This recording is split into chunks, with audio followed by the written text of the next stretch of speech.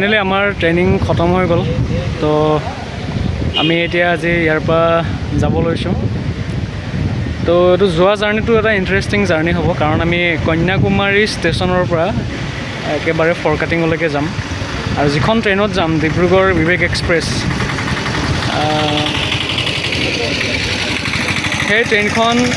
ডিব্ৰুগড় বিবেক express ট্ৰেইনখন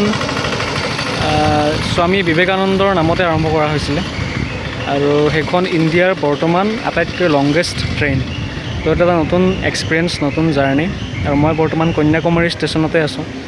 total ৩,৯৯০ kilometre এই ট্ৰেইনখনে travel কৰে তো এটা নতুন অভিজ্ঞতা হ'ব 3 days 3 nights জাৰ্ণি অলপ মাজতে বৰো লাগিব কিন্তু হ'লেও অভিজ্ঞতাটো লৈ চাবলৈ মন আছে তো ভাল লাগিব বুলি আশা কৰিছোঁ আৰু ভালেই লাগিব তো ব'লক আৰু তো আমাৰ ইয়াত ট্ৰেইনখন আহি গ'ল ইয়াতে আমি উঠাম আৰু বস্তুবোৰ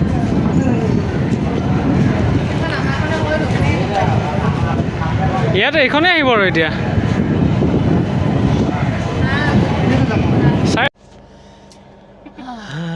তো আমি ট্ৰেইনৰ ভিতৰত উঠি দিলোঁ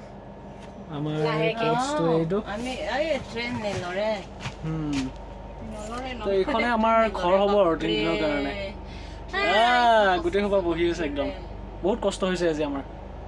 1 কিলোমিটাৰ খোজকাঢ়িছোঁ এইখন আমাৰ ট্ৰেইনৰ ডব্বা আৰু এবাৰ দেখাই দিছোঁ মই ভিতৰত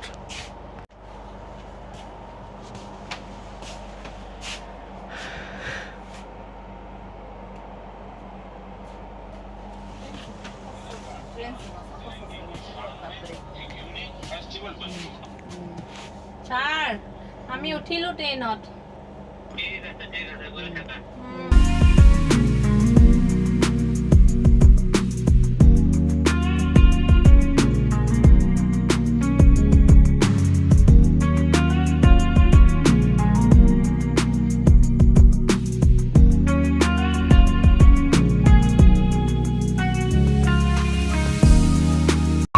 গুড মৰ্ণিং সুপ্ৰভাত সকলোকে হেপী ইণ্ডিপেণ্ডেন্স ডে আৰু আজি আমাৰ জাৰ্ণিৰ প্ৰথম দিন তো ছেকেণ্ড ছেকেণ্ড দিন বেটিবাই কৈছে ছেকেণ্ড দিন বুলি তো ছেকেণ্ড দিন 15 আগষ্ট আৰু আমি এতিয়া পাম কাটপাদি ষ্টেচন অন্ধ্ৰ প্ৰদেশত আছোঁ আমাৰ ব্ৰেকফাষ্ট ট্ৰেইনৰ ভিতৰত ব্ৰেকফাষ্ট ৰেডি হৈ আছে ব্ৰেকফাষ্ট তো স্বাধীনতা দিৱসৰ শুভেচ্ছা সকলোকে ট্ৰেইনৰ ভিতৰৰ ফালৰ পৰা জনালোঁ আৰু সকলোকে শান্তি থাকে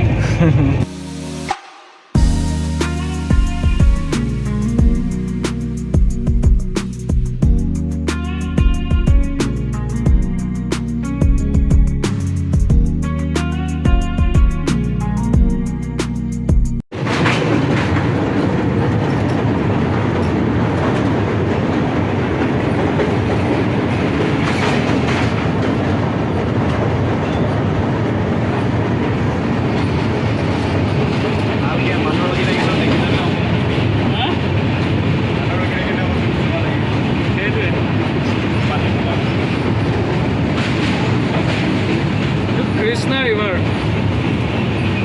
ডাঙৰ ৰিভাৰ হয়